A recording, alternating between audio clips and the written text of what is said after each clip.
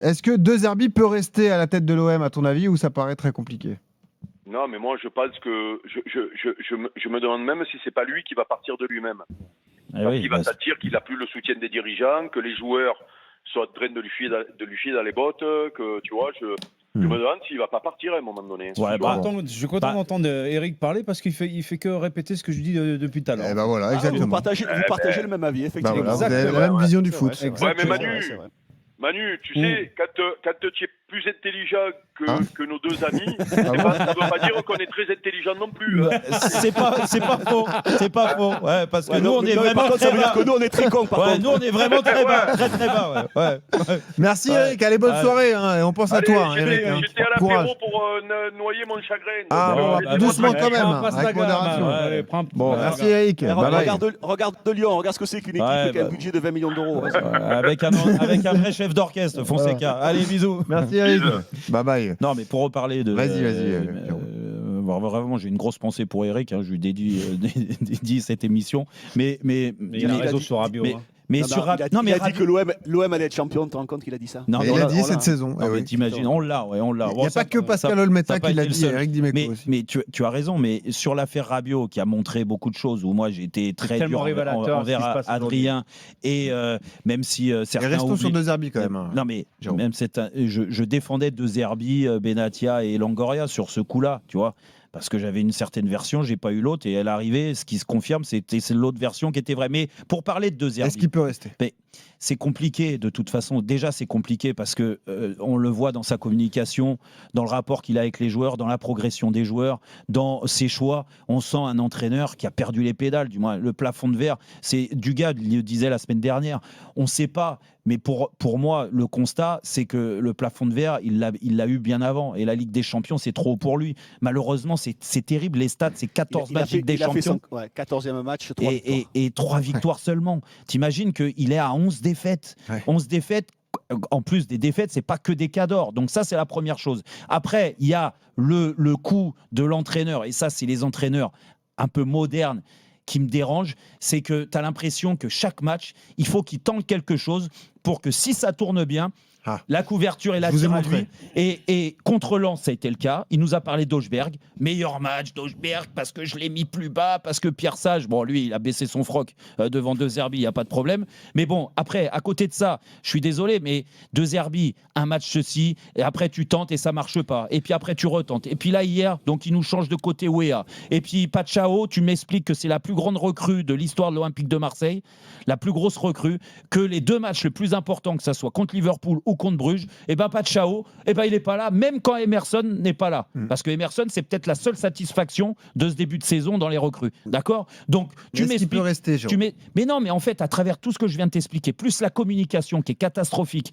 mais moi, là où je souhaite pour l'Olympique de Marseille, pour repartir vers l'avant, il faut qu'il parte, lui et ses adjoints. Toi, tu dis ce soir, il faut qu'il parte. Mais il faut qu'il parte. Pourquoi je te dis ça? Parce que c'est un entraîneur, c'est un professeur, en fait. Moi, je dis qu'il faut qu'il reste. Et pour moi, il n'est pas du niveau de l'Olympique de Marseille. Cet entraîneur-là, je vais te dire, je l'ai dit il y a quelques semaines, c'est un entraîneur pour Football Manager. Il joue à Football Manager, ce mec-là.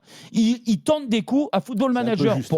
C'est dur ce que je vais dire, mais Football Manager, pour créer des surprises et pour gagner la Ligue des Champions, Manu et Dugas qui sont un peu Football Manager, c'est un jeu sur console ou sur ordinateur où tu fais ton équipe, tu gères un club. Et pour tenter des coups avec des moyens inférieurs, tu tentes des coups, tu donnes du grand n'importe quoi. Je sais ce que c'est, t'inquiète.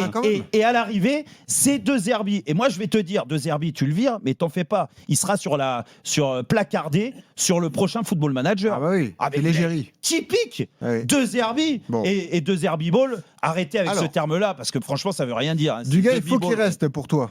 Ah non, mais moi, sans aucun doute et sans aucune hésitation, il doit rester. Le faire partir, pourquoi?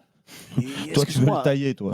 Mais alors déjà, il va me régaler, il va continuer à me régaler parce qu'il va se gargariser d'avoir battu Nantes, d'avoir battu Brest, il va en faire des caisses, il va se prendre pour un génie. Mais t'as pas besoin de recruter mieux que De Zerbi. De Zerbi, il est parfait pour la Ligue 1. Avec un budget de 260 millions d'euros, soit 3 fois plus que le quatrième et 4 fois plus que Lens qui a 5 points d'avance. Mais donc c'est largement ça. Il est troisième aujourd'hui. Écoute-moi, c'est largement suffisant pour atteindre l'objectif d'être dans les 3 ça, premiers pour l'OM. Oui, Donc je le garde. Et en plus, pour gagner la Coupe de France sans le Paris Saint-Germain. Mais ça suffit. Tu vas prendre qui? Il n'y a plus d'objectif. Enfin, c'est pas qu'il n'y a plus d'objectif. Aujourd'hui, c'est quoi l'objectif de l'OM? C'est être dans les 3 premiers de Ligue 1. Du championnat. Et éventuellement gagner la Coupe de France. Il n'y a plus Paris.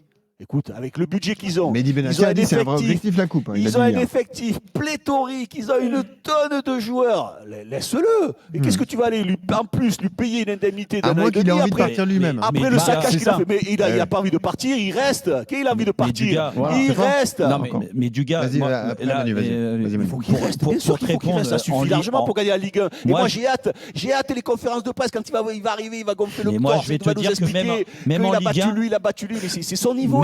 C'est parfait pour ce championnat cacahuète. C'est parfait pour lui. Mais même en Ligue 1, avec le calendrier qu'ils ont, je te dis qu'avec De Zerbi, c'est pas sûr que l'OM finisse sur le podium. Parce que Lens, ils ont 5 points d'avance. Et on a parlé du calendrier des Marseillais. Tout seul, c'est encore pire. Attention. Non, et Lyon.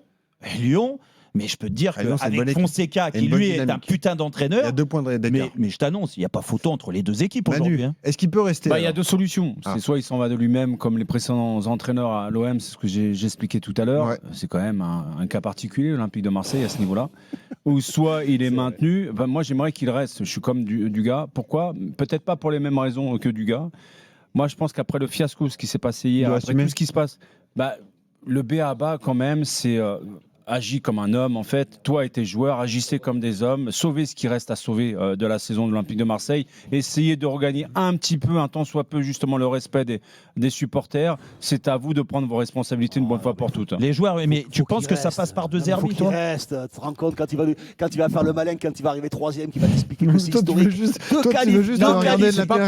Deux qualifications d'affilée en Ligue des Champions. Tu te rends compte, il va te dire, mais là, c'est facile de partir, en fait. C'est incroyable. La solution pour toi, c'est un spectacle, c'est le problème.